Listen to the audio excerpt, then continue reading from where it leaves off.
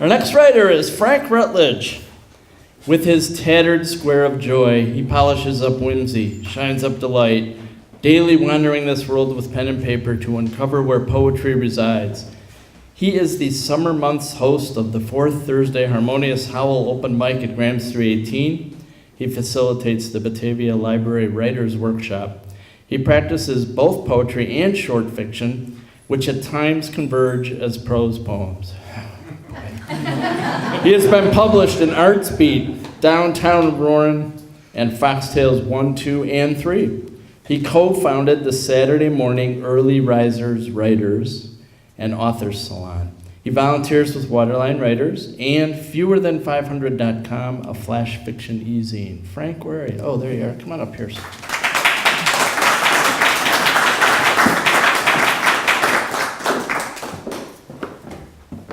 God, look at you people. You're beautiful. My name is Frank Rutledge, and I'm going to share some poems.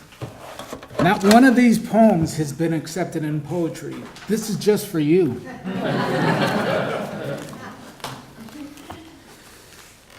This comes from a suite of poems. And in this suite, I tried to imagine almost fictionally what my life would be like if I did some things that I wanted to do. I've had some life experience changes lately, and so it's pure fantasy, but it's fun. It was really fun to do this. This poem is called In This Time of Renewal.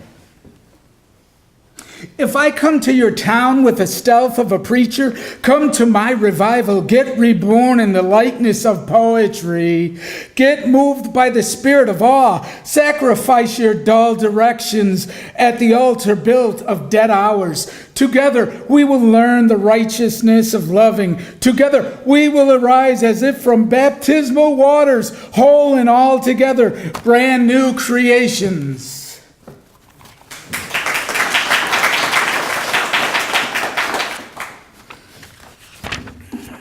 This is one of those fantasy poems, too.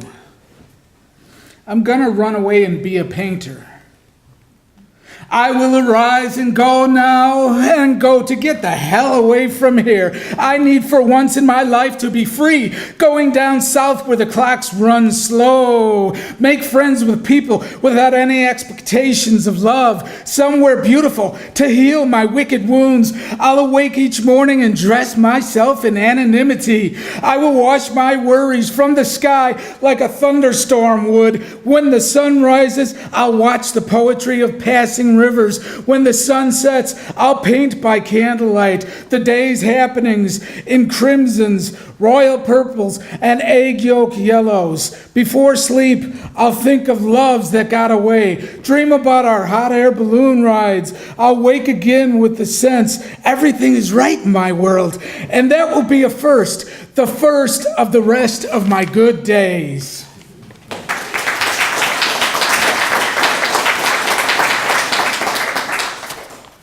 This is another fantasy. And I can't paint or draw, so that's why I write poetry. Pencil artist.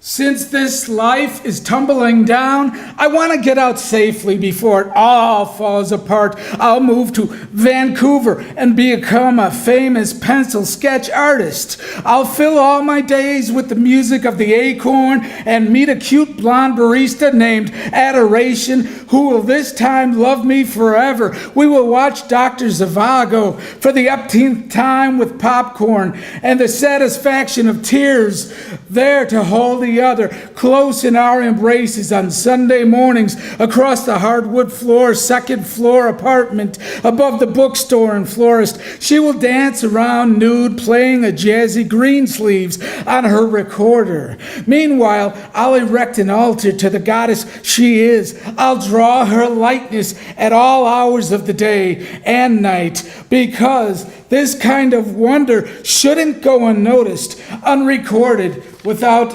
adulation.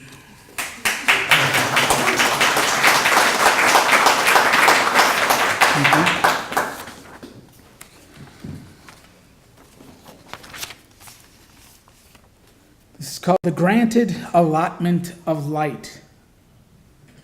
I have seen the best light of my mind flicker like a 1967 television. I have not only put my light under a bushel, but I've pissed on it before I did. This little light of mine, why didn't I let it shine? And all I have to show for it is this darkened life. Let's hit the road before the crack of dawn. If there's one thing I've learned, light is eternal.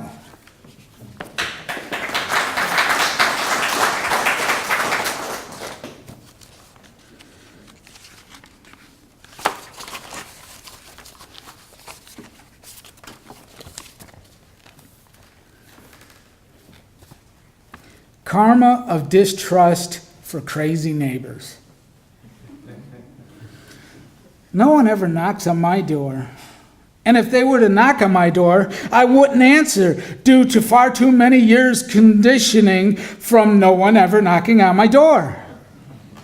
Therefore, I built my house in the woods to avoid any neighborly gestures, and I gesture at the sky when I crave company, and probably expect more than I should from the woodland creatures who daily refuse to consider me their neighbor. I fear it is best I stay indoors and face the crowd I've become.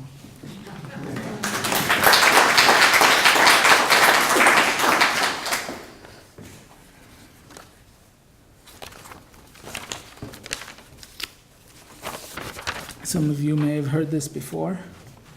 This is called commercial break. Excuse me.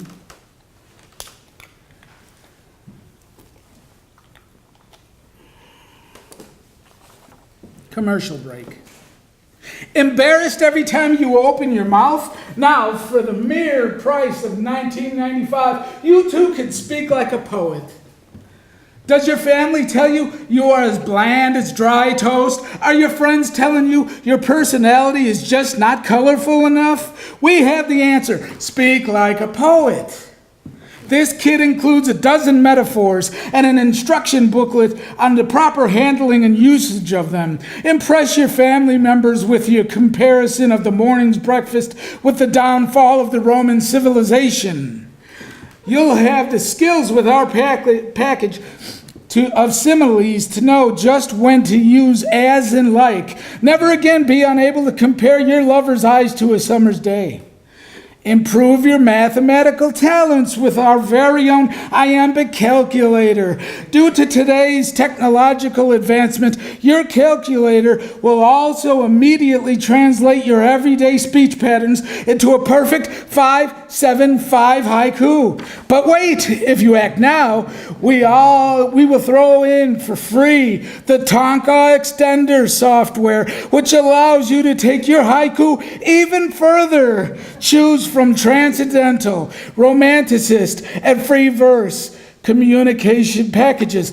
This kit comes with a fashion tips pamphlet to teach you the right tone of black clothing to wear when talking about matters of life and death.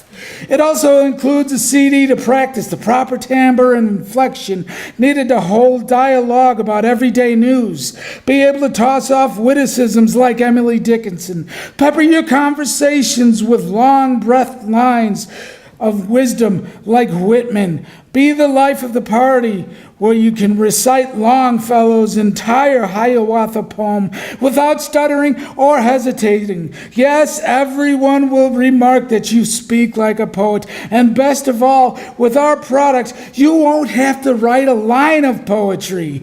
As everyone knows, that part of the art is meaningless anyways. All of this comes with a Speak Like a Poet kit for the price of $19.95. Act today because supplies are limited and demand is great.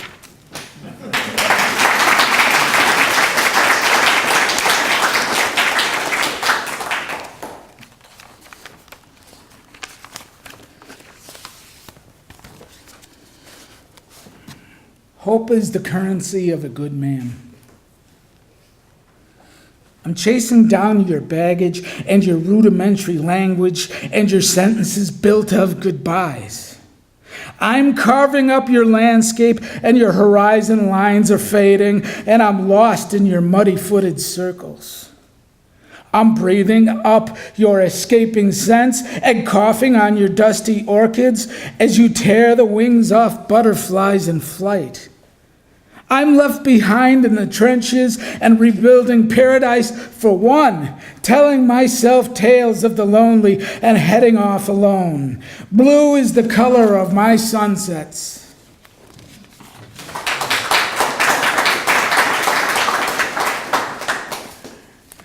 Separation is a curse to the human embrace.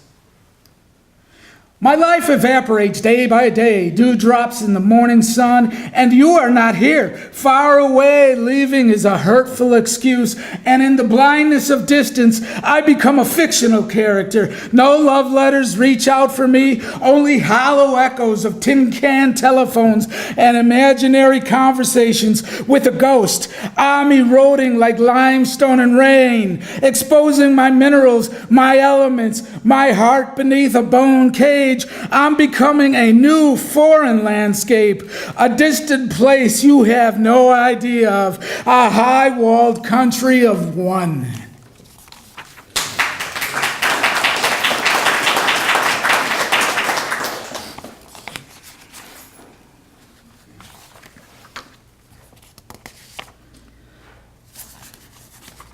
And almost lastly, testimonial.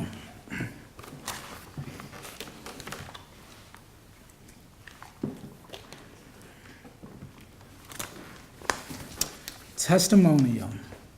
June, this month a veritable sampler of atmospheric conditions like my emotions, an inner carnival wild ride spinning and blurry with speed, a thrill ride, a thrill life, all amusement and terror. The air, sweet-scented powdered sugar and fried dough and tilt-a-whirl burning motor oil that sounds of generators and children's screams, 1980s hair bands wafting beer garden barbecue and overheated porta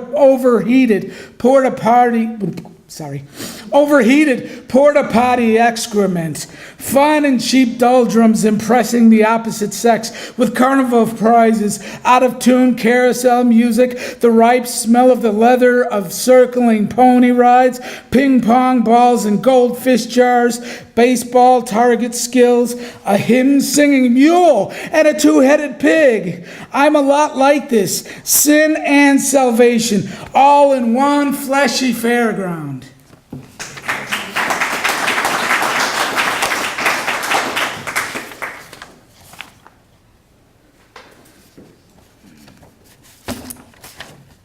This one is untitled. I delve into the strange until the cup of rising dawn turns again from scientific fact back into the fabled wonderful. Palette colors of Illinois' east horizon swell and smear across another day. Inside, I bloom, awaken, and become a healthy spirit. Imagination's purest utterings. I am invisibly formed into that which all art desires to be.